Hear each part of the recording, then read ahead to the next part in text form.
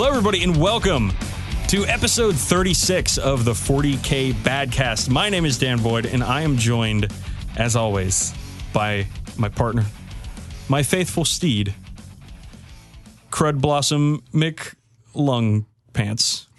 Wow, that's my favorite Nickelodeon show. How did you know?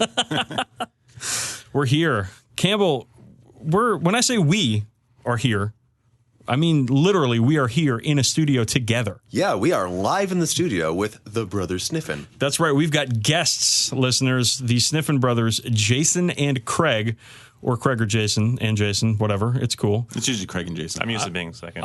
Okay. Well, I'm doing it, Jason and Craig, because I'm different and I have to be different. So you peek behind the curtain. Dan's on his phone right now, and I like to think he forgot your names and he has to look them up just to be like, who are these guys I've known for the past 5 years? Well, that's a good question, Campbell. Who are these guys and why are they on our show? Well, they are our friends. Check that out. So Craig and Jason and I met, well, Craig and Jason met a long time ago. They are actual literal brothers. We met at Nova in 2014. I think Craig was the first person to come say hi to me from the Something Awful forums. I was. And we have kept up with our friendship since then. And then Craig and Jason were there at the table for the inception of the 40k Badcast when we were chilling out outside of the restaurant at Nova. Yeah, that was 2 years ago this weekend, which means it's our 2-year friendiversary, which last I checked is the Pewter friendiversary. Makes sense. Last year was the Citadel finiversary, so we didn't decide to celebrate that because there's just a bunch of holes in the whole thing. Oh, with so many bubbles. So we've known Craig and Jason for a long time, and they are sterling members of the hobby community, and we are definitely going to get to how much we love their models in a few, but let's get into it. Well, I mean, the models come first. The models always come first. Thank you for having us on. It's a pleasure. Long-time listener, first-time caster. You're welcome, but not to you, Craig. You're not welcome because you didn't thank me. So I'll thank you later. You guys did share a bit at one point. We did. Well, listeners, one Nova, I want to say this was 2015. This was 2014. It was 2015. It was? It was definitely, it was 20. You weren't staying in the hotel. No, I didn't stay in the hotel in 2014 or 15. In 2015, though, you guys let me keep my models in your hotel room, so I didn't have to, like, schlep a bunch of shit back and forth in the car. And it was Sunday after our games, and we went up to the Foundation Lounge and were partying very hard, if I remember correctly. It's the only way we do. And I got super hammered. And I was like, oh, I'm going to take a cab home, which was the idea. But I went back with you guys to your room, and I was like, let me just like lie down for a minute, Craig. And he was like, yeah, it's cool. Don't worry. I'm just going to pass out. And then I woke up the next morning, fully clothed on top of the covers in the bed with Craig, very, very confused. Very confused about what was happening. You were asking me to play music. I played my Pandora, and Slayer come on. You're like, this is bad Slayer. Play the good Slayer. And I'm like, I don't have the decision about what Slayer comes on. It's just what's on Pandora. Well, the good Slayer, as we all know, is 1986's Raining Blood. Raining Blood and Angel of Death, and like that's 1986, right? Not anything after that, really. Oh, there's a couple good tracks after that, but that's the real good one. I saw them live like a year ago, and it's weird seeing like.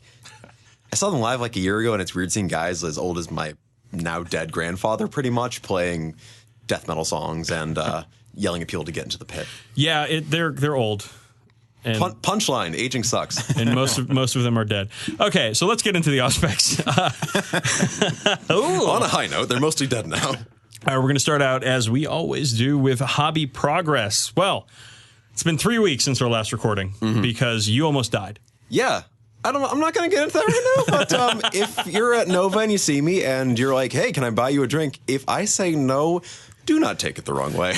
Campbell almost died, so we were a week late on this, and we're very sorry. Though we were planning to do the show anyways, the pre-show. We always do. So there's a kind of a lot of hobby progress to talk about.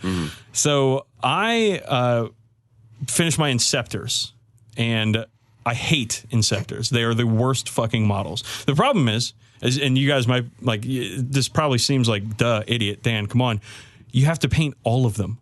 like all around them. You can't skimp on the details for like under the arms or like behind them or something because they're floating and you can see the entire model.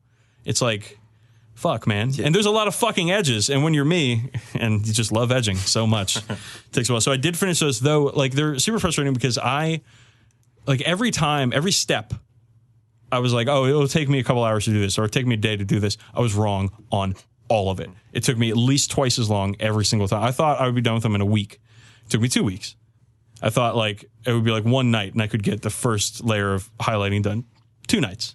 It was annoying. It was like every single time I made a prediction, I had to end up doubling it. How'd you paint them? Like, you didn't paint them on their little doodle boppers. No, I saved that for the like assembling them onto their doodle boppers at the end of everything after I varnish.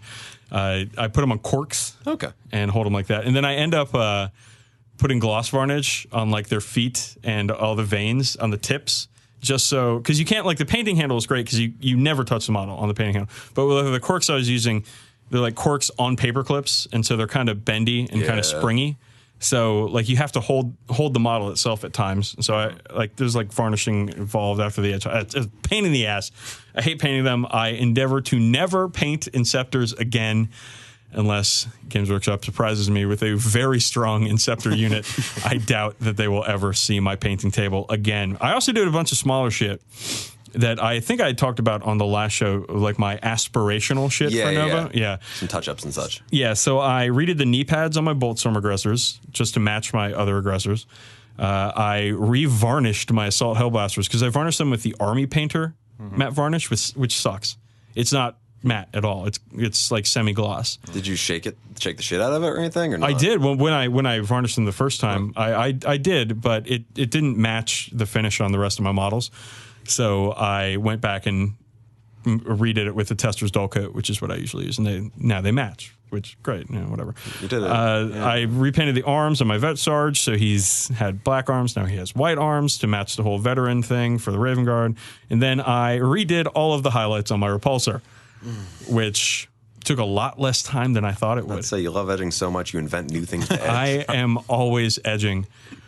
Always be edging. Then I also, in the last couple of days, took a painting class for the first time with a fellow named Roman Lepat. He's a German miniature and bust painter who taught a lot of really cool things about his way of painting, a lot of wet blending and like wet palette work. It was very wet. It was a very wet class, fellas. I thought Germans were known to be kind of dry.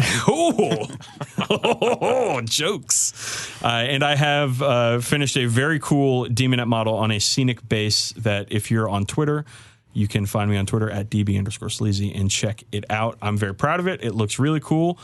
It was definitely out of my comfort zone for painting. I tried to do whatever he suggested, not any of the things that I'm familiar with. So there's no real edge highlighting. There's no like washing.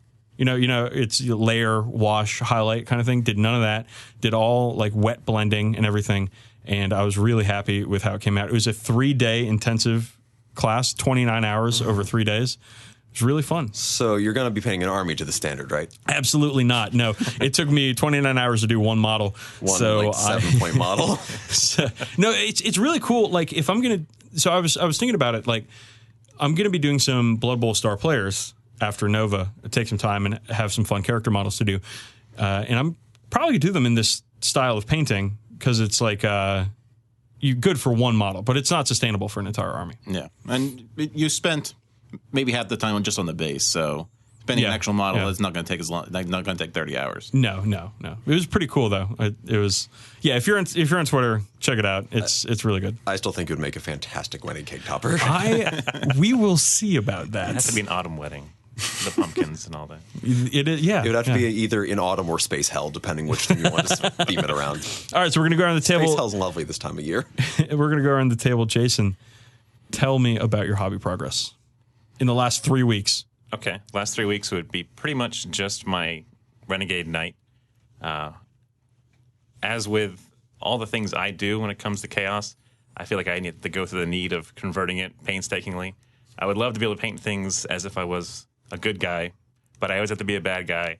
I got to find weird little skulls and spikes, and the converting process is like I want to get ready and I want to get painting as soon as I can, but I know I have to do a good job converting it. And if I half-ass it, then I'm going to feel really bad when I have a knight that's just like got a couple of arrows painted on. I'm like, yeah, he's a bad guy. So I had to follow a bunch of different... Can't do anything the easy way, can you? I know, yeah. I've had a few different armies in the past where I had to do all converting, and it was a bad road to go down. I did never finish them because I never put enough effort into it. But, did you end up finishing everything you wanted to do for Nova? I was able to finish everything. I think originally I wanted to do a whole bunch of Nurgle demons, and then I was like procrastinating more and more, and I was like, okay, Craig bought the knight thing, and we split that box. So I'll just paint one knight instead of painting 40 poxwalkers. I know somebody else who based their Nova situation off knights. Yeah, we'll get to me later. But what scheme did you do for that night? I did the same one from the box, which is the Litanies of Destruction, which is like gray and black. It's my favorite Megadeth song. That's sort of like a bluish gray and orange gray, yeah. in there. Yeah. As I was doing it, I was like, wow, this is a lot like that Space Wolf gray. And Space Wolf were coming out, and you guys were slamming them on the podcast. Woo! That being said, I think I might have seen a photo of the aftermath of that guy getting over here. How's he doing? He did not fit in my GW Citadel Ard case because I had everything else in there, and Mortarion was in there. He was a lot of fun to paint, actually. Who, Mortarion? Yeah, but that was before the three-week period, so he didn't make the cut. Doesn't count. I was definitely getting exhausted painting the big knight because it's a really big kit, and the details, and there's a lot of stuff all over him. It's a lot of repetitious. Like, I did one Gatling gun arm, and that was fun. Let's do the other Gatling gun arm. Like, is he double Gatling? He's double Gatling. I want double Gatling. That's the second best kind of knight. Yeah, but loyalists don't get double Gatling. Though I guess the only problem with the double Gatling knight is instead of always being punching, he's never punching. He's never being punching, but often being stomping. He's being kicking. He's always being birding. Yeah. He's throwing little punches. So painting that thing was a chore then, or was it fun? It was not my favorite thing. I've never liked vehicles, and I usually try to go for armies that have like no vehicles because I'm like, vehicles are boring to me, and I'd much rather do infantry. And in my games, I've noticed that I pretty much just go for all infantry models versus anything with tanks and stuff in it. A knight is halfway between a knight and an action figure, though, so I feel like you still got some enjoyment out of it. Yeah, just imagine it's like a 144 millimeter model or something like that. Exactly. It's Inquisitor scale. So your knight didn't make it wholly through the baggage process on the flight over. Just his torso was separate from everything else, and I had it in a little box in a bunch of bubble wrap, and it was all neatly and tight, and I put the box amongst a bunch of clothes, but I don't know, whenever I fly, I always get that little TSA note saying, hey, we randomly searched your bag, and it's like, I don't know what it is. It's the giant piece of sheet metal in there. Is that 2 foot by 1 foot square piece of sheet metal in my bag? They're like, what is he trying to hide in there? Wait, what do you have sheet metal for? That's my display, and it has a sheet metal. Oh, yeah, you do magnets, right? I thought it was your Buster Sword. Yeah. That's Dragon Con, sorry. That's this weekend too? I think, right? I don't know. Who knows? Who cares? But that was the last few weeks. I've just been grinding on building, priming, converting, painting, just doing that pretty much nonstop. Awesome. I'm glad you got it finished. Yeah. We've seen the pictures. It looks really, really good. We'll talk about how you listeners can see pictures of Jason and Craig's models at the end of the show. But Craig, your turn. Last 3 weeks. My last 3 weeks, I think I painted everything that I wanted to get painted 6 weeks ago. So, well, la-di-da. Door's right there, Craig. I did a bunch of Hellblasters. So I have one set of assault ones. Let's real quick before we talk exactly. Yeah. Let's talk about the general theme behind your army, because it's one of the few armies using this theme that I've ever seen, and you're executing it extremely well. Okay, I'm doing Rainbow Warriors. So they're back from the original Rogue Trader book. They have a bunch of little stripes on their head. They have a little skeleton wing on their arm, and they love rainbows. Don't we all?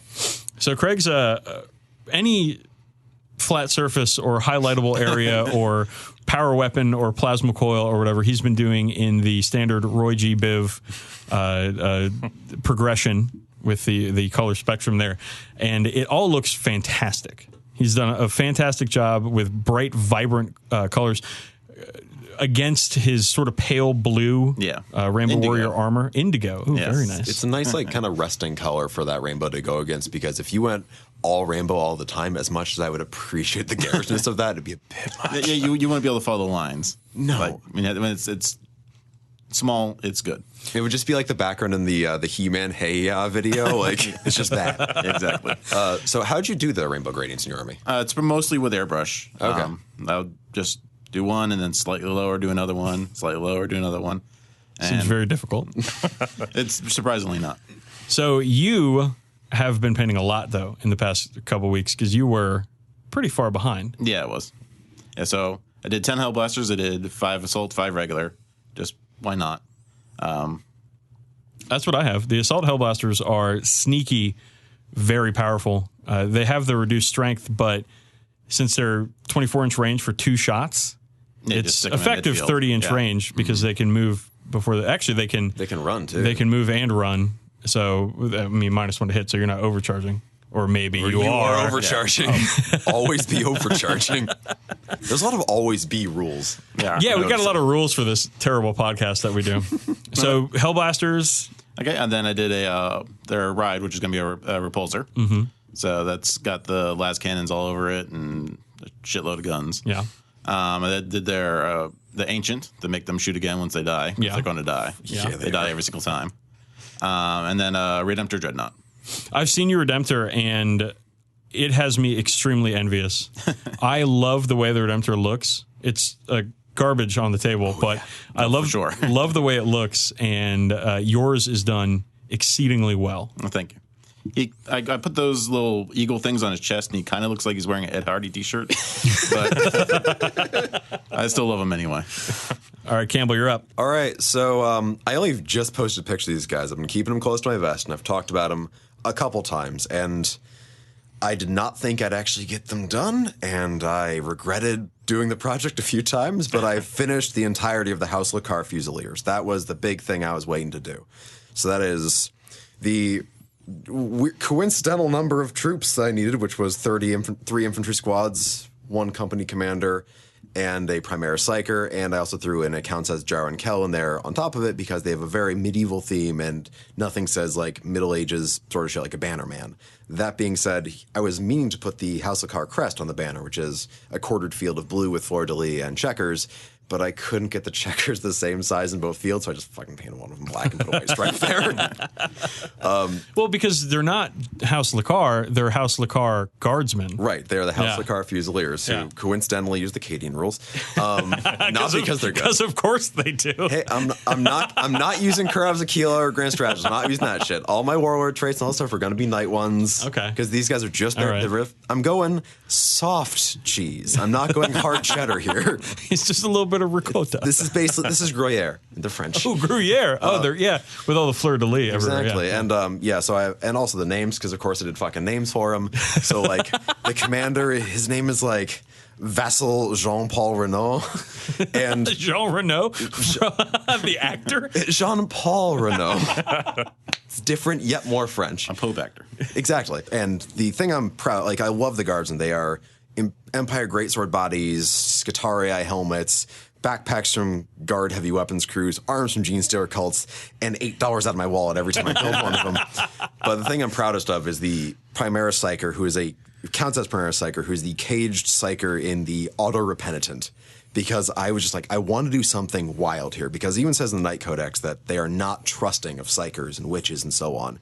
And they have this very medieval sort of feel. So I sourced around my own bits box, my friends who have various ranges of bits, and I got it's wild. Like, it's this little like cage with this bound guy in it on this little walker, and the legs of the walker are from a Killican that I shaved down to look less orky with these Admech like saddlebag thigh pad type things that kind of match the knight dagger look. And then it's got, for the body, I was trying to figure out what to do for the body because I knew I had the legs, I had the cage. I'm like, what do I put to stick these things together? And I had a few things where I was like, I could take a treasure chest from an Ogre Kingdoms kit and just turn it sideways, and then it looks doofy as shit and has a lock on the taint for no clear reason. So instead I found the bicep elbow piece of a chainsword arm from a knight because God, I just had to bleed money with everything I made in this army. Yeah. Why do anything for cheap when you can just spend all your fucking money there, Mr. Moneybags? Ooh, do not look at my checking account. And I used that for the body, and I stuck the cage from like the Warhammer Giant on top of that, and had the cage psyker in there on top of that, and put these two little diddly AdMech arms to explain why he gets 2 attacks in close combat on the front of the walker. And I love how that thing came out. That's kind of my proudest, blanchiest thing I've really done in this army. Yeah, it looks really cool. What did you use for the body of the psyker in the cage itself? So one of the ogre characters, like one of the ogre, big elephant rider guys, whatever the fuck they're riding, has this Empire dude just hanging from a hook. And I had to shave the hook down. He always comes with all these other bits that I was able to pilfer through. I have all these like chickens, like intact chickens and steaks on hooks to use for what have you. He gets hungry sometimes. Exactly. I do actually plan repurposing those bits for the butcher's block. I think it'd be good to actually have. For your necro gang. Yeah.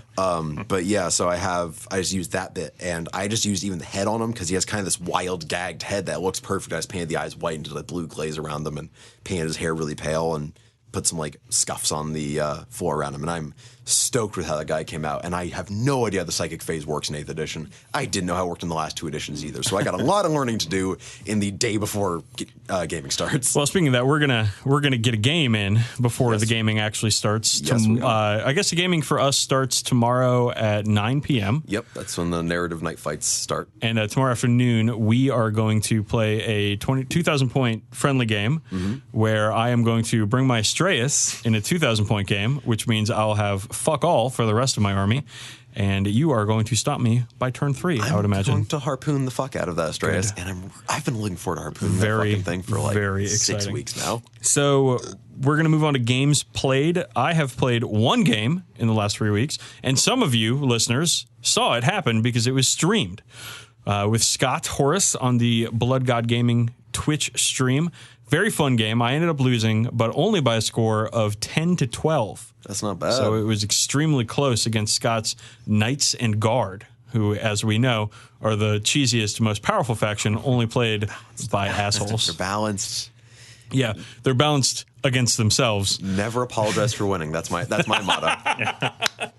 Well, it was a great game. A lot of crazy stuff happened, and I was reminded by my I don't know if it's a mantra or a liturgy or anything, but funky deployment rules always make 40k better. We played that recon mission where you have to split up your army in 3 different things, and you roll D3 to see which one comes on the table at the beginning of the game, and that made the game immediately more interesting. Because it wasn't like he's got all his guard and they can just blow me off the table first turn. He had a third of his army out. I had a third of my army out. The third that I rolled was my close combat dudes. It was all my aggressors and my contemptor. And the third he rolled was not his knights. So I was like, yes, this I could actually. And it worked out because I used like all of my command points to infiltrate all my Raven Guard dudes, like all my aggressors and everything. Right up at his lines, and took out a bunch of his infantry on the first turn and tied up a bunch of his tanks in combat. And it worked out really well. That's the way to do it. Yeah, it was nuts. I thought that the game was going to last 3 turns, but it ended up going all 7. And if it had stopped at 5 or 6, I maybe could have won it. But at 7, it was just the attrition. How did his softer knight, as you said, it was a Forge World, like not as good knight? He had the Knight Acheron, which is the one with the flamer, giant chainsaw and a giant flamer. It got to fire once. It came on. He ran it up at my dudes. He did the whole move and then fire, or move, advance and fire thing. I think one of the night houses gets to do that. I think Raven. Yeah, I think so. And he roasted a squad of dudes. And that was about it. After that, I turned every gun I had on it and blew it up in 1 turn. The Astraeus was the first game of the Astraeus. This was a 2,500 point game. The Astraeus actually made its points back and then some. Astounding. It made 820 points back, and it's 740. So stupid. Though it kind of rules against anything toughness 7 and lower, because its main guns are strength 8. So it's hitting on 3s, wounding on 3s, 3 damage each. Only AP -2, but against something with invulnerable saves, like who cares? Especially in vulnerable saves, 2 worse than their actual save. Yeah, It's just nice roll 5 ups. So. yeah.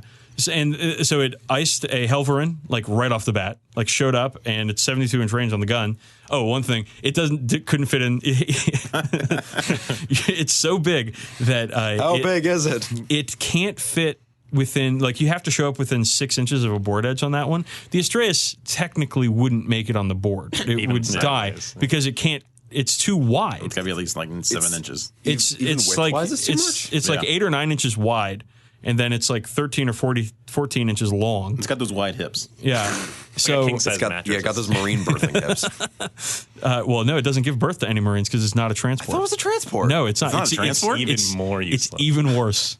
It's even worse. I thought it was than a transport this entire time. No, it it's was not a transport. It has no transport You could capacity. have put 40 guys in it against Campbell, and he would have been fine with it. You wouldn't even have to pay points for him. I think it was okay.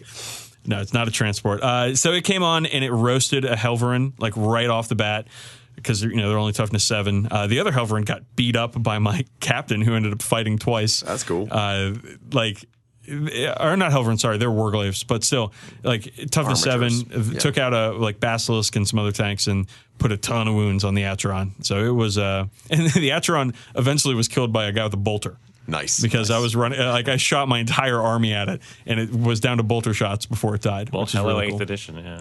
Yeah. He's going to shoot the glowing red target like an Ocarina of Time. So Campbell, you playing any games? Christ, no. I've been painting the last 3 weeks. Craig, you playing any games? My area is kind of a 40k desert. West Palm doesn't have a whole lot, but I did get one game of Kill Team in, and my entire Primaris Kill Team was killed by 2 Guardians with 2 flesh wounds each, and they just went ham and killed everything. Eldar bullshit lives? It must. No, this is just incredible bullshit. Not even Eldar. Just That sounds very low percentage. it really is. Sir. It was awesome. It was just Because cold in my dice in your experience, party. Primaris Marines are pretty tough in Kill Team because the multi-wound models are mean. Yeah, they held out for 2 or 3 turns and then just failed every save, and like my leader charged a Guardian and died on Overwatch. Very nice. Jason, what about you? Rip in peace. Craig and I did play a test game of Kill Team when we first got it, and Yeah, I forgot about in that. general fashion, I always kick Craig's ass. Anything that doesn't matter, like whenever it's just friendly games, but when we go to a tournament, Craig somehow always manages to like crush me. So it's like a weird 180. Yeah. So my Death Guard usually have done really well in Kill Team. Generally, I've only like lost one game where the dice were just like, oh, an orc shot me, 6s, and he's dead. Like, so that was a one outlier game, but. And then I've also like, oops, I forgot about objectives, and I've lost games like that. But I was like stomping like in the game otherwise. So I've been happy with their models because toughness 5 and 3+ armor and disgusting resilient is amazing in Kill Team. Like It really is. It's like, oh, that's people get mad at me, and I'm like, I'm sorry, okay, it wasn't my fault. I didn't write these rules. Don't apologize for winning. What we're all about here. And then 40K regular Badcast. 40k, I think the closest thing I played was that because I live in like the mecca of Florida 40k gaming, where they have a really nice group called Serenity Games, and the tournament was kind of like Fortnite or PUBG, the game where the zone was getting tighter and tighter, and everything on the outside was dying. So the end was going to be like this little 6-inch swath by the center of the board. And That actually sounds like a lot of fun. yeah, and that was my debut because I had just finished painting Mortarion, and it's like, oh great, I'll just run up to the center of the board, and everything gets to be around Mortarion, and nothing wants to be around Mortarion. So it was a lot of fun. Yeah, he's a bad dude if he's too close. I was power gained someone out of the tournament though.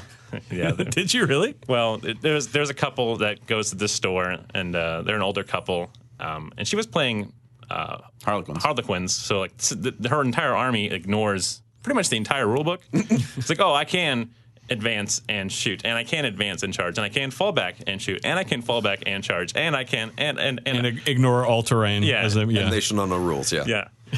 Ignores all armor saves. Or almost armor save They modifiers. shall know Everything no. has an invertible save, yeah, I etc. just want to highlight that, listeners. And they shall know no rules. Campbell said it. That's really funny. Put that one on the scoreboard.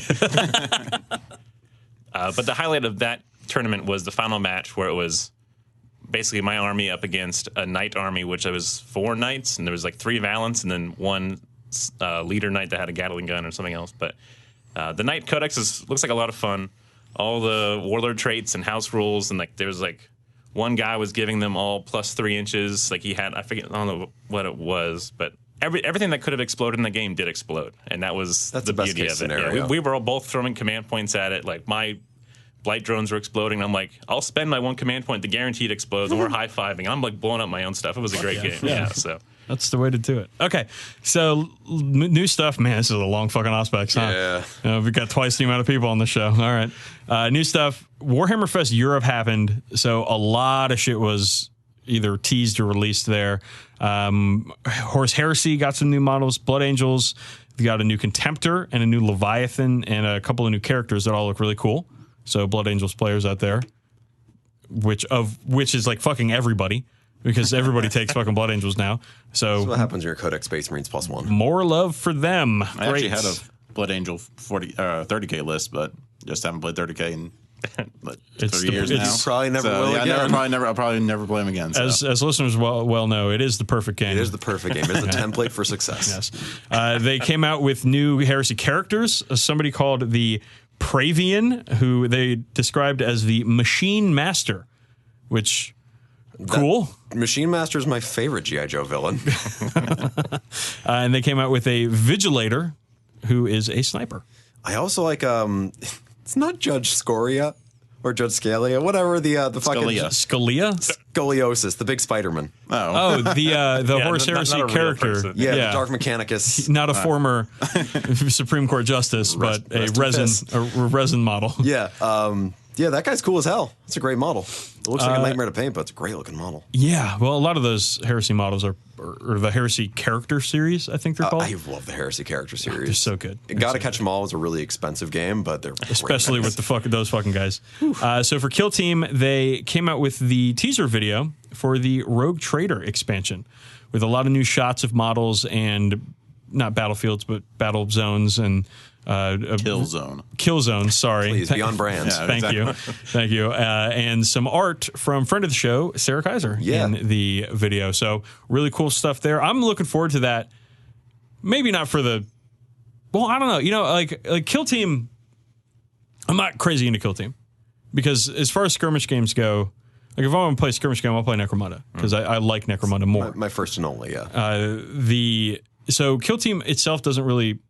speak to me too hard, if that's a phrase. But the Rogue Trader expansion, like as a game, with probably its own missions and stuff, like story missions and stuff, I'm actually very interested in that. I'm really into the minis. I'm kind of ambivalent about the actual game because, like, I'll gladly play it, but I really just want that cool dog. Well, it's all a cool dog. It's all like dog. Imperium weirdos, basically. I love Imperium weirdos. They're my favorite things. Yeah, and some really cool mutant models, really big, fat, nurgly ones. So I don't know. Maybe you want to incorporate. You like doing conversions, so you could probably have some fun with that. Yeah, and now Campbell likes doing conversions. You know the pain, and he's got weirdos. You guys could always split a set when it comes out. So I do loyalist conversions. So for 40K, we got a couple of things. One of them small and really not that interesting, and one super awesome. So we'll go with the crappy one first. Space Marine Heroes is going to get released in Europe and America. It's a blind buy thing that was released in Japan. Now, blind buy is when you like buy a sealed packet or box or something. You don't know what's in it. You know what it could be. Yeah, it's Gotcha Stardust. What is it? Gotcha Stardust. It's a term for like those little machines where you the little capsules. I wouldn't expect, like a gachapon. I wouldn't expect a Baka Gaijin like you to understand it. Keep it's loot boxes. yourself away from me. Loot boxes, IRL. And here you were thinking they were done releasing small marine models. Brand new small marines. Brand new small marines from last year in a different country, but now they're here in the Western market for you Fuck you, haters. Spend a lot of money trying to collect. I hope they still come in the cardboard rhino box. Yes. I really do too. So blind buy bullshit for Space Marines. Great. The second and good thing is we saw pictures, I think originally accidentally, I think someone leaked it, of an orc Gorka Morka-esque or Mad Max-esque game called Speed Freaks with, more importantly, brand new orc buggy models. Damn time. And Finally. these models are fucking sweet. Or as they would say in Mad Max, shiny and chrome. And as orcs would say, flash.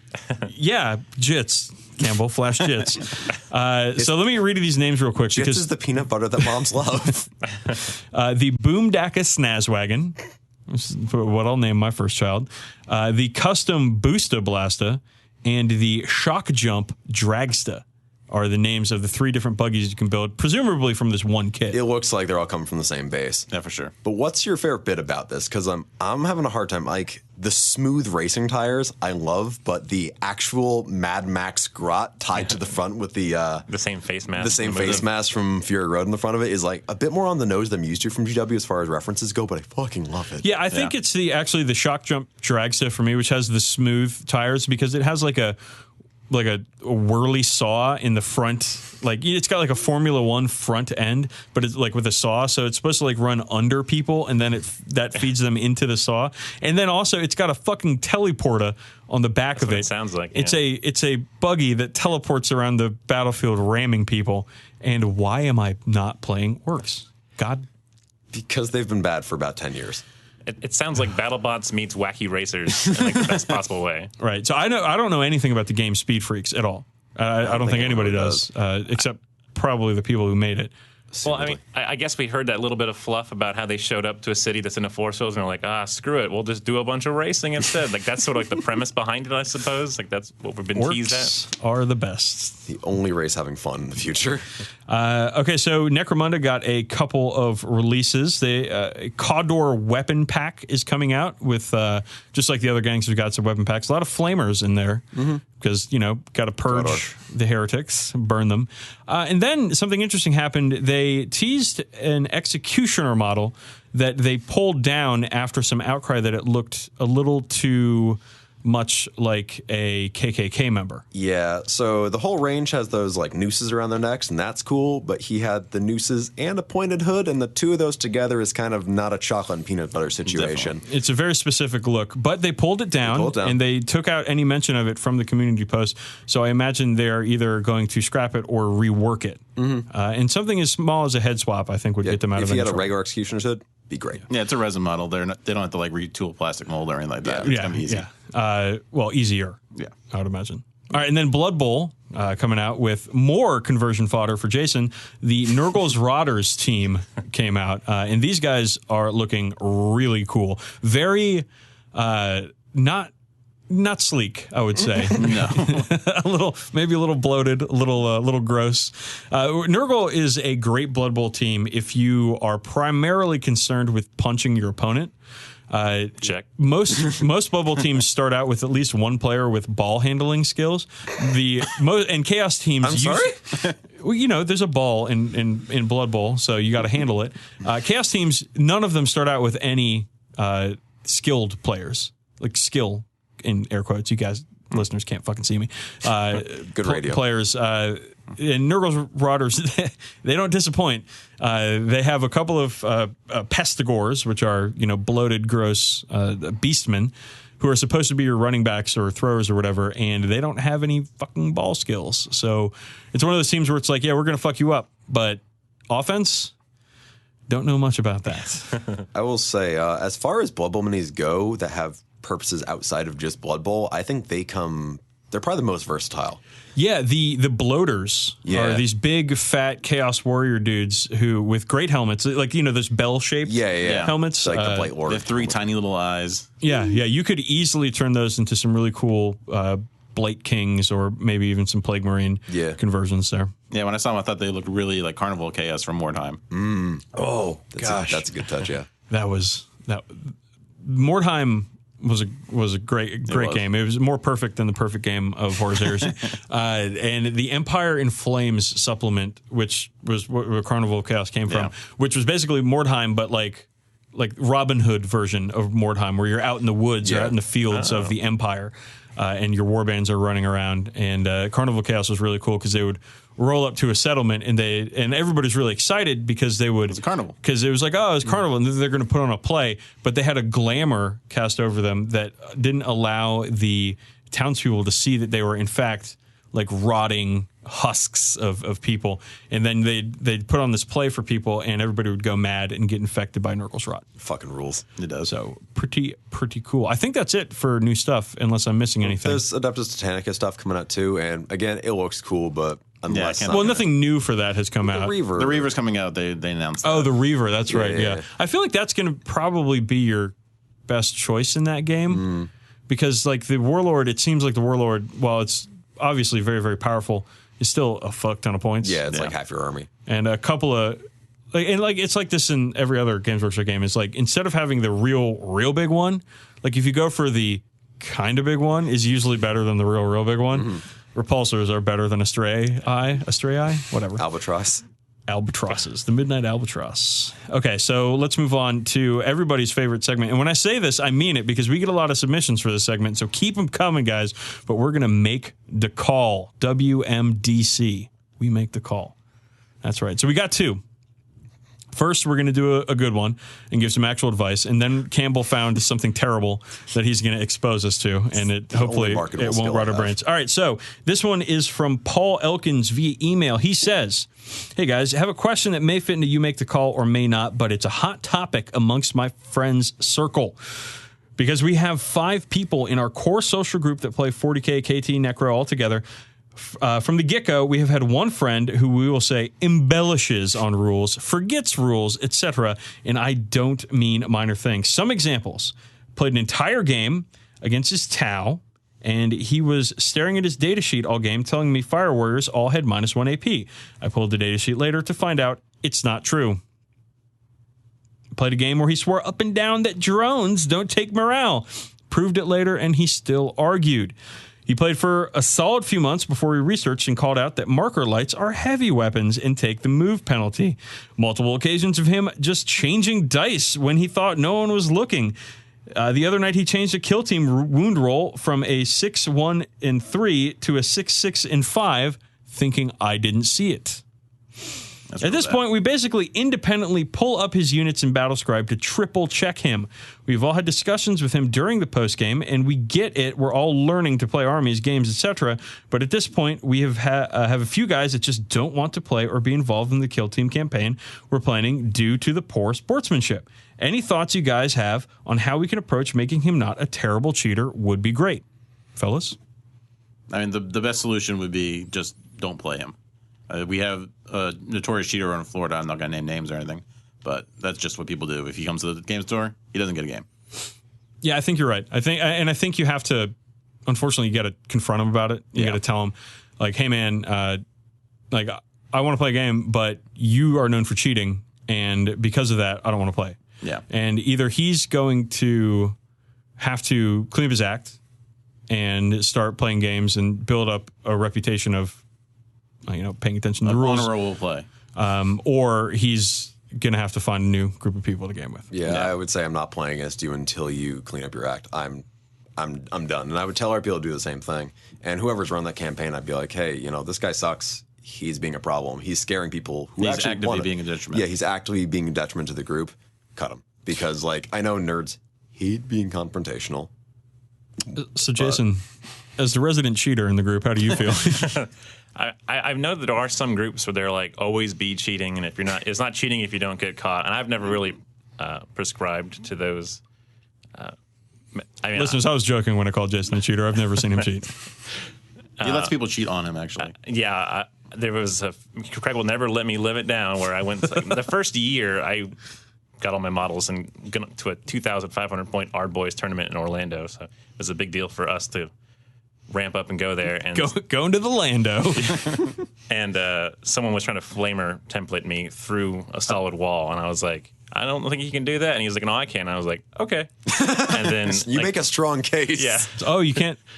Oh yeah, you don't need to draw a line of sight for flamer weapons. But it auto hits. And I was like, okay, I'm brand new to this game, and you have a much stronger personality than I do, so I'll just lay it out. It might help to have a conversation, Paul, with this player first, and tell him like, listen, we're going to stop playing with you if you don't stop cheating. But it's cheating, and when there's cheating, you got to call it out, and you got to let them know that it's not acceptable behavior.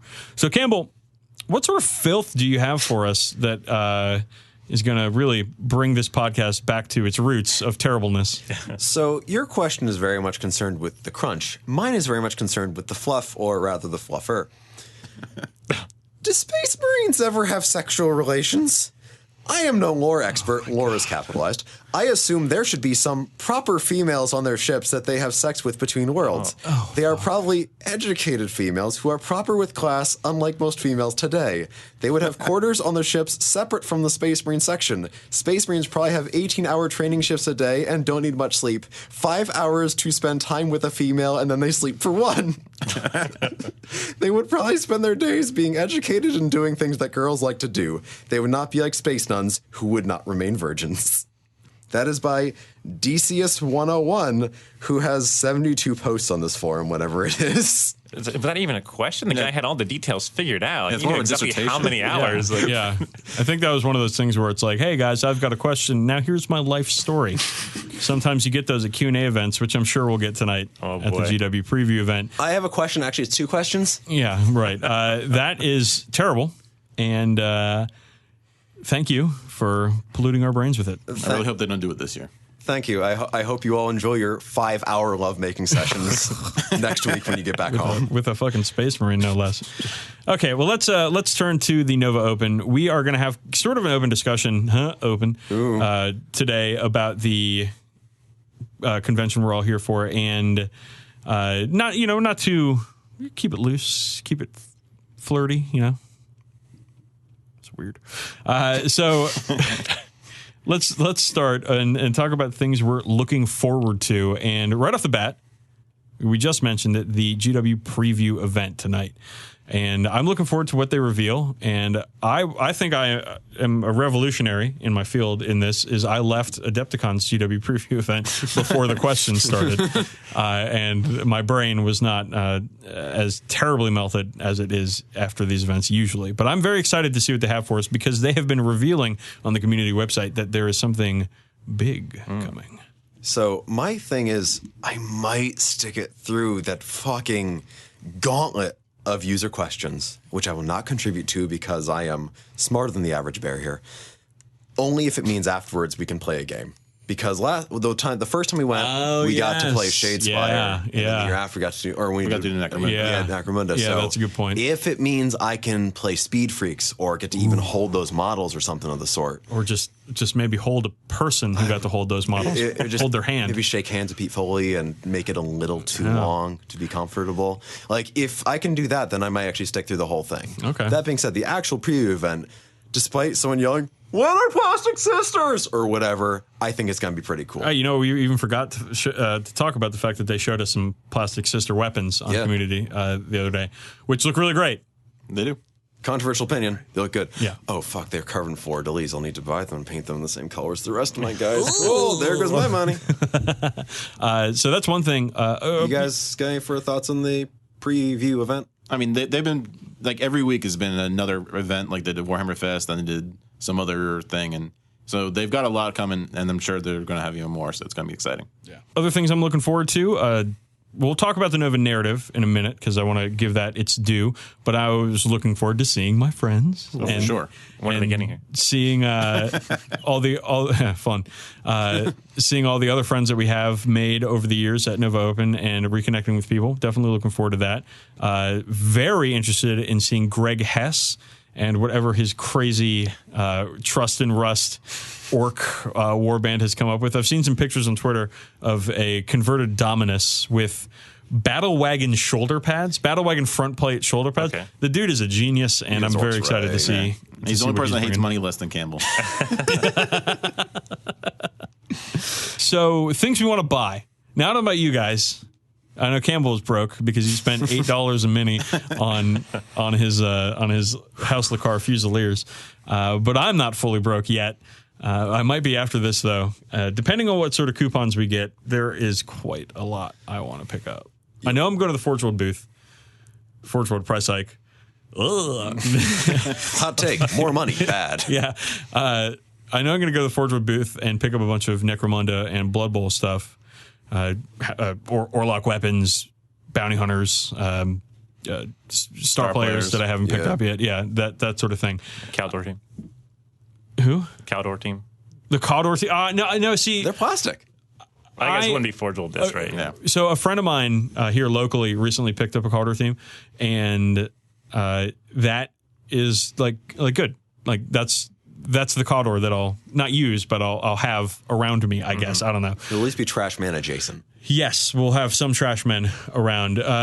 But I was thinking, if I get one of those nice coupons to like Atlantic Games or whatever, I might pick up the Necromunda box. It's worth it. Because you I don't have the rules. Hey, you need a rule book. No, I don't have a rulebook, and I don't have the Zone Mortalis terrain that would make playing Necromunda super easy. It's that box is incredible. It's, cool. it's heavy as hell, but you don't have to fly with it. So go for it. I get to drive home.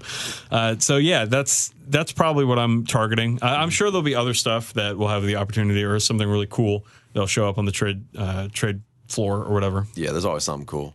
Me personally, I'm kind of good on stuff I have. Like, It says the guy who bought a bunch of knights and all these fucking Fusiliers in the last what, 3 months? Yeah, I've paid 2,000 points since June. I'm kind of good right now. I'm a little burnt. I'm not gonna lie. I'm looking to get like How many pots of yellow and blue did you go through? one of each. Just one? Just one of each. Yeah. Oh, because by the way, I did it all by hand. Why would I use an airbrush? Yeah, only smart and intelligent and handsome guys use airbrushes. Only scrubs use airbrushes. Ooh. Oh, whoa. That's right. I threw it down. All you guys talking about the Bitcoin of miniatures painting because I don't understand what it is.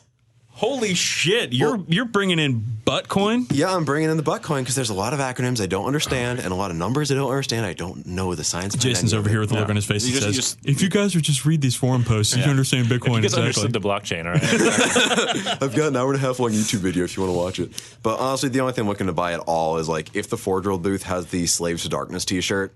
I want that thing. It's like that wacky 80s death metal GW art that I just love so much. And we get early access to the Forge booth, so you'll get it before anybody else. Well, that's tomorrow morning. Yeah, because we're part of the Nova Bourgeoisie. We might not.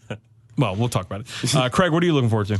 To buy, that is. Yeah, after I'm done with my Rainbow Warriors, which I'm nearly there, I really want to do terrain. But I've told myself I'm not going to buy any more terrain because I've got an ass load of terrain.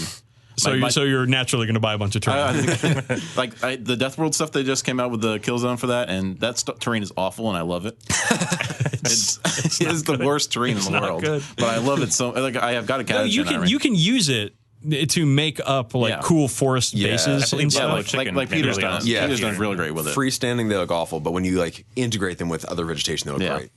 So I might get that if I have a good coupon, or I've started a Knight army, and I might need 2 Warglaives, so might as well just buy Forge Bane. Just buy a $150 box. And Knights are good, but more Knights is better. Exactly. I would think you already have Forge Bane because you have a large Necron. Well, my Necrons are 2nd edition, so I don't need the I don't need the newer guys. That's a good point. You should be like me and have a 2nd edition version of an army and then a modern version of the army. It's really smart and a great investment. That is actually right. You can and he has a 30K version of the same army. Oh my god. Rip in peace. Me hates money. All right, Jason. On a Necromunda level, there's a bunch of different companies that make like 3D or not like MDF stuff, and I think there's a couple like Death Ray Designs or there's stuff like that I've been like eyeballing, and I'm like, well, I'm gonna wait until I go to Nova and see what coupons I get because they always give you those business card coupons, and I never really use them. But there's some stuff online that I think I might be looking forward to, and then like with the local store coupons and stuff. Like my next army is going to be 1,000 Suns. And when I built my force, I was like the troops, which are like the Zangors. Well, there's Zangors, but then there's the Rubric Rubric Marines, Marines or Rubric Terminators. Yeah. And I Are they both troops? No. But I guess like infantry models. Okay. I was like, you're using troops in the loose sense. Yeah, I was like, I can have a bunch of Rubric Marines, which are like however many points per gun or whatever, or I can take the Terminators, which gets the double guns, and they have double wounds, and they're pretty much the same. And I was like, which models I like better? And I went with the Terminators. But I did also really like the Rubric Marines. I might buy a box of those for Kill Team and stuff, because that's like a good way to do it. They're really nice models. Have you ever thought of getting like the Calth box, or the Prospero box rather, and mixing it with like leftover 1,000 Sun bits and kind of like spreading the love there and getting kind of like a mixed Heresy 40k sort of 1,000 Suns army? Because that box is like, I've heard scuttlebutt that it might not be around for much longer. That's what I've heard, yeah. So I might get on that way again. And the Ahriman model in there, even if you use the regular newer Ahriman model, is still a really great sorcerer model. Right, yeah, something like that. I think I bought that for that and gave you the Ahriman out of that. Did you? I think so. Was that even fucking English, Craig? Jesus. Finally, someone who enunciates less than I do. It's great radio. Okay, let's talk about the 40K narrative. Because we're all here for that. Like, we're all narrative crew. The 40K narrative, we've been talking about it for years now. It's the best 40K event. that at least I've played. It's a multi-day campaign with this time there's going to be 48 players, and like every round is full of players. It's totally sold out. There's 8 warlords per side, which are like the brain trust of the if you can call it that. Of each of the 2 factions, and it plays out over a long weekend with high stakes games, challenges being thrown. It's the best fun you can have playing 40k, and I'm here for that specifically. It's great that I get to hang out with my friends and do it, but if you guys weren't here, I'd still go to the event. So I'm very excited, and so we want to talk about what we're bringing and why. So I want to start with Jason, actually. Originally, I was going to bring Thousand Suns with all my Bird Bro models and all that cool stuff, but I was like, Bird Bros. Ooh, I did not get on this nearly early enough. And I've only brought my Death Guard to Adepticon, and that was it. So I was like, I'll bring it to at least one Nova. So I'm bringing all my Death Guard, which started pretty much as a Dark Imperium, so a bunch of Poxwalkers and a bunch of the basic Plague Marines, and a couple of kits here, a couple of kits there. Finally finished it off with Mortarion as the big daddy model.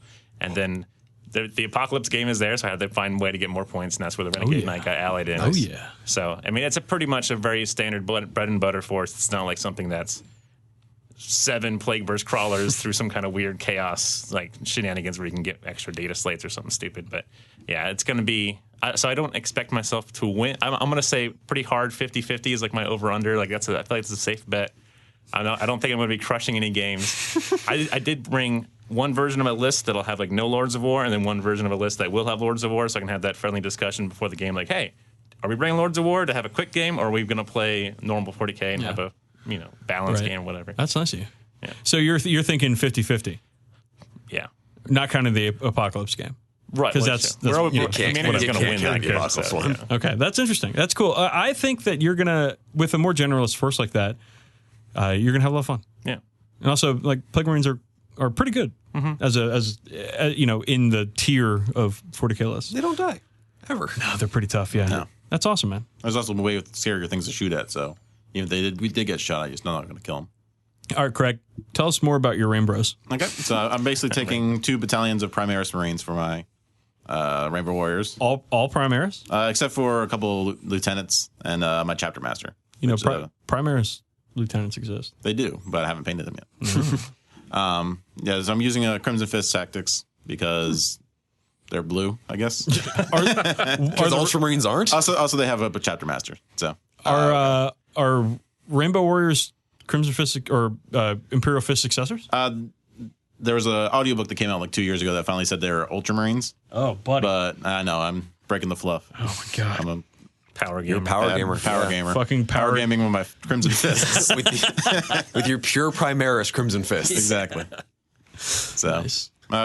I'm probably not going to do too well. I think I'm going to win the games that don't matter, the day fights, and then lose the night fights, which they actually count points for. But just hoping to do well in painting. I've never made first cut. I Death Watch last year, just didn't make it, and it killed me inside. Last year, painting judging was spotty at Also, Nova. when you bring black models to the Nova basement, it's hard to win any points down there. Uh-oh. Sorry, Dan. Learn from my mistake from last year. Whoops. Actually, you made first cut last year.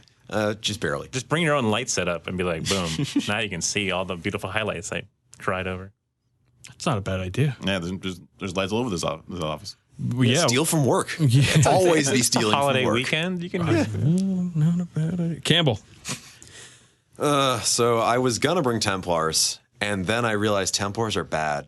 I'm not a competitive gamer. I'm not. Like, anyone who's listening to the show for more than a week will know this. Campbell, your knights and your battalion of guard tell us otherwise. Yeah, they might. That being said, my Templars, I was getting thrashed so hard that it just wasn't even fun losing anymore.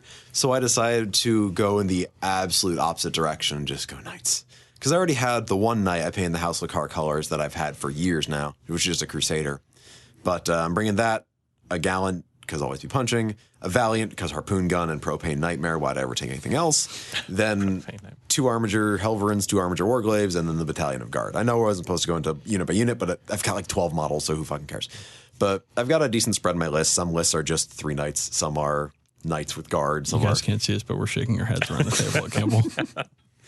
And of course, their House Hawkshroud, because that's the fluffy list for them, right?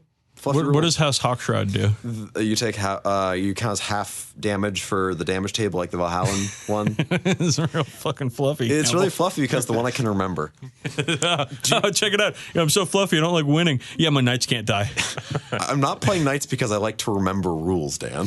I have like 4 pages of the rule book I can look at. I can attest to that. Campbell's terrible at remembering rules. I'm terrible at most things. Yeah. Well, at least the IKEA guys look great, so there's that. IKEA. Ironically, they weren't easy to build models. But yeah, so I have the whole group of them. It's about 2,500 points was all upgrades. So for the Apocalypse game, I'm a little short, but for everything else, I will loan you a Baneblade. Or a shadow sword. Or a shadow sword. He's like, oh, like, or a shadow sword. But also, I'm not a power gamer, but give me the shadow sword. Okay, well, I think I'm gonna do fine. I think I'm gonna. Yeah, no, you're gonna go 7-0. No, I'm probably gonna go. Here's the thing: I'm gonna go like 5-2, and the 2 that I lose are gonna be the worst games of my fucking life. I think you're gonna be the first person ever to tie at Nova. All right, well, I'm bringing my Raven Guard, my Bird Bros that I brought to Adepticon that I've been working on for a year now. I realized recently that I'd painted 3,000 points of all Primaris, actually all Primaris Marines. Damn. In the last calendar year.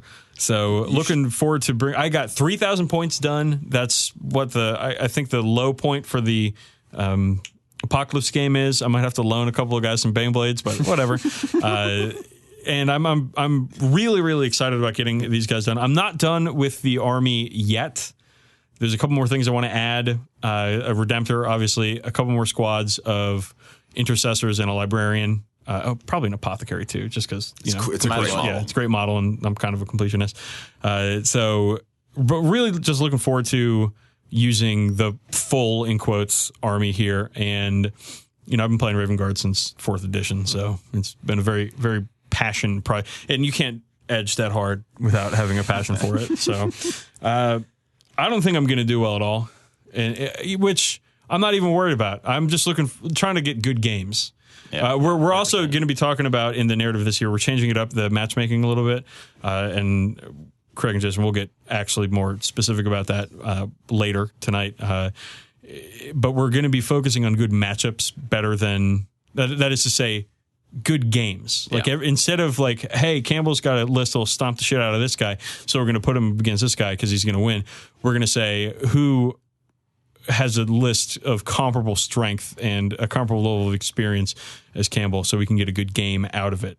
So Jason, and you might not lose as many games. You might, I don't know. Like my list is pretty fucking cream puff, but I might be able to get better games out of it. Mm-hmm. So we'll see about that. But very excited for the Nova narrative, and my favorite part every year is seeing all the beautiful armies.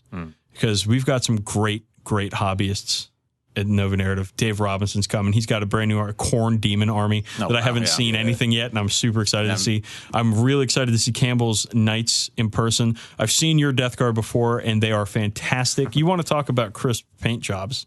And like he's got his conversions. He's got the extremely crisp paint job, and it looks like the GW Studio army almost. And then Craig's Rainbow Warriors, which are... I saw some of them at Adepticon, and they just leap off the table with how colorful they are. And I'm very excited to see everybody else's cool minis. I've been admiring all your guys' models for quite some time online, because I don't even think I've seen your Raven Guard in person. You haven't? No, you weren't at Adepticon. Yeah, so you'll see them. I'm stoked to see everything. You'll see all of those edges. And all those unshaded blacks. Oh, no, not one shaded black on the entire range. How could I do that? All right, let's move on to everybody's actual favorite segment, the fact or fan fiction. So, are you guys ready for this? I mean, y'all listen to the podcast, but you've never been in the room. Oh yeah, we definitely listen to the podcast. And see me, yeah, totally, definitely, and see me recoil in horror whenever this guy starts reading, especially when it's anime adjacent. Please yawn a little more, Campbell. Are we boring you? I can't help that I have a shortage of oxygen. I didn't get to sleep on the plane because I was talking to someone's very nice mom on the entire flight. Say hello to your mother for me. It's pronounced say hi to your mother for me. While doing a mission, a Vindicare assassin suddenly found himself in another place. One moment he was stalking his target. The next he was Here, where, space, ever here is. Feeling confused by the sudden scenery, he went around to check his surround only to find he is in a city of some sort. Epsilon is currently ally, so vision of the area is limited, so he climbed up on a building to get a better view of the surroundings. Once on top, he gazes down upon the populace below. He soon, however, found quite a few oddities, however. Those are servitors. No, they are obviously are not. At this moment, Epsilon suddenly realized something and spat, "Heresy! Abominable intelligence!" Epsilon wanted to pick up his rifle and start shooting the abominable creations, but something odd caught his eye. Everyone around is acting as if there's nothing wrong with it. They're acting as if they were people, which is a heresy of its own. Epsilon controlled himself as he needed more information before he takes any form. Paragraph break. Yes, it's best to contact the Inquisition as something of this scale best handled by them, Epsilon thought as the whole city is crawling with them. A few days later, after gathering more in-space formation, Epsilon is having a grim face, as this is not just one city, it's the whole world is like this. Also, apparently, this world seemed to a lost human colony that has yet to rejoin the greater Imperium at large. Then, thinking back to the strange circumstance he got here, he came to conclusion that it must have been the Imperior's doing. Oh, of course, the Imperior. I think that's a Pokemon. He must have been sent to correct the ways of the space guided people living on this world. Misguided. Misguided is my drag name. Love her. With that in mind, Epsilon made up his mind to purge all abominable intelligence on the planet. After making up his mind, he then wondered where to start first. Paragraph. At this time, a news paper flies, plural, in front of him. He picks it up and reads its content. Tecartha Mondada will be coming to this city in a few days. Tecartha Mondada is an abominable intelligence that preaches humans and abominations are equal. Such heresy, as if abominations and humans could ever be equal. He must be eliminated. The Imperior has given him this task. I must not fail him. After reading its content, Epsilon thanked the Imperior, giving him this sign as he crumpled that piece of newspaper. Days later, Epsilon is on a roof top. We're not done yet. Of a building miles away from there the abomination is said to appear. He has his Exodus rifle at the ready and is waiting patiently for the target to revive. He waited. Did he wait? He was too busy edging. Then the crowd cheered. It seems the target has arrived, he thought as he focused on taking the shot. Then Epsilon noticed something on the roof top not far from the target. He saw a girl in orange fighting with a woman with a spear rifle. After taking a glance at it, Epsilon paid it no more attention, as they're irrelevant to his mission. After steadying goddamn Overwatch his breathing and have calculated everything, he made the shot. His shot traveled the miles-long distance, it and the target in a matter of moments before hitting the target through the wall. The shot from a Vindicator naturally hit the target right in the head, scattering it in space to a million pieces. Now the abomination called Tecartha Mondada is no more and can never spout those lies ever again. Meanwhile, Tracer and Widowmaker is surprised, Suprised, by this turn of event. Tracer didn't expect there to be another sniper, and Widowmaker was only a distraction. She completely played right into their hand, and now because of this, Tecartha Mondada, one of the few to bring peace between humans and omnics, is dead! Widowmaker also wondered who was the one who made that shot, as shooting through a wall miles away and hitting the target right in the head is no laughing matter. She doubted even she could be capable of taking such a shot. Never, less, Tecartha Mondada is dead. Mission accomplished, so it is time to leave. Wow, that's vile. So Overwatch. So, over-under. Fact or fan fiction? Raise your hand if you think this is real fiction. I have a question first. How many periods are in this? Actually, a surprising number. They're pretty okay with periods. They're all ellipses, though. They are a lot of ellipses, no spaces after the ellipses. Okay, so that's clearly fan fiction, Campbell. Yes. But I want to highlight quickly your bad writing voice. Your poor grammar voice that you use. I love it. It enhances every story you do. It really does. Thank you. I got that experience when proofing papers in college.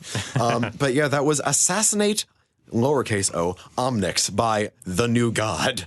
A assassin has found himself in a world filled with abominable intelligence. I'm still quite new to the 40k universe, you don't say. I've only read the Beast Arises series and played the games, not tabletop. Story start. Okay, that was great. Overwatch crossover. I kept thinking it was a bunch of like snowmen because they're like abominables or whatever. Yeah, I had no idea what he was talking about until he mentions a lady in orange fighting against a lady sniper or something. I was like, I saw that video. Yeah, I knew it had to be a crossover, but I could not figure it out until then. That was good. I like how he just was like, that's fine. All right. Cavalry's here. All right, so it's just about done with the episode, guys. And if you want to interact with us on the internet, you're more than welcome to do so. Contact at 40kbadcast.com is the best way to email us, though you could probably email our personal emails is probably a good way to get to me, but I'm not giving you that information. I never read the emails. I'm not giving my name to a machine. Campbell reads the emails, though, and he does a good job responding to them. So that's contact at 40kbadcast.com. You can also find us on Twitter. I am at DB_sleazy. Campbell is at BrotherSRM, and I have been tweeting about Nova Open for the past 3 days. And there's a lot of good model picks in there, and a lot of great analysis too. I have also been tweeting about Nova and how I'm going to call myself the Boston Creamer and probably get kicked in the balls after I beat someone too hard during the Nova narrative. I'm looking forward to kicking Campbell in the balls tomorrow afternoon. Fellas, do you want to plug any social media stuff? Where can we see your beautiful models?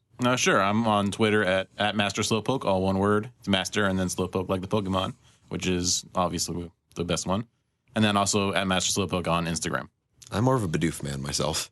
I was all about that Snorlax, man. He's just chilling. It's aspirational. Those are both equally good.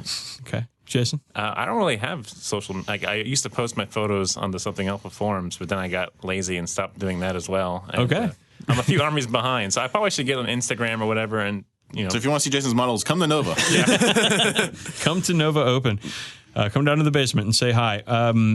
You can buy some things from us also. Yeah. There are shirts for sale. Yep. They have great designs. I have all three. Well, two of one, and then the Budcast shirt. Oh, they had the lady cut version of one of them, and then Well, some days you feel just more comfortable that way. I like tight shirts, so yeah. He is my baby doll. Me, yeah. They are cheap. They are flimsy. Extremely flammable. Extremely flammable. And they're woven with our patented bad fibers into every stitch to guarantee your dice rolls will be worse than ever.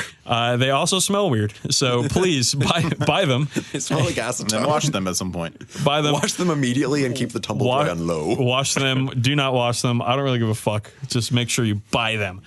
Every time you buy a Badcast Budcast Bud shirt, we make $4.20, and that's hilarious. Really? So Yeah, I got to set my profit margin on that one. yeah, we're real good at this. So that's at shop.spreadshirt.com/40kbadcast because we actually have the correct URL now. Thank you for that, Campbell. Also, you can support the show on Patreon, and I want to send a special shout out to the Patreon supporters out there who are helping us pay our I was about to say licensing fees, but we don't license shit. Our hosting fees and our podcast maintenance fees, and the Patreon supporters really do support the show. And without it, well, we still would do it, but it's a lot better that we get to do it with their help and support. And as a result of their support, they get exclusive episodes, like an awesome one we just did about Baldur's Gate, our favorite game ever. It's not my favorite game ever, but it's really close. Campbell's a lying sack of shit. It is the best game of all time. We did a podcast about it, and I will be releasing, not this weekend because I'm going to be gaming all weekend, but next week we are going to put out the full unabridged version of Fast Times at Terra High for all of our Patreon supporters. So you get all of that in one convenient podcast. Think of it like an audiobook, but with much lower production. Actually, with a much lower voice budget. How about that? Because I don't want to slander you, but I'll take the hit on that one. And a much lower book budget, too. Seeing as how it was free. And finally, if you are in the Washington, D.C. metro area for the next, 4 days, come down to Nova. Come on down. Come down to the basement and check us out. We are going to be hanging out, playing games the entire weekend.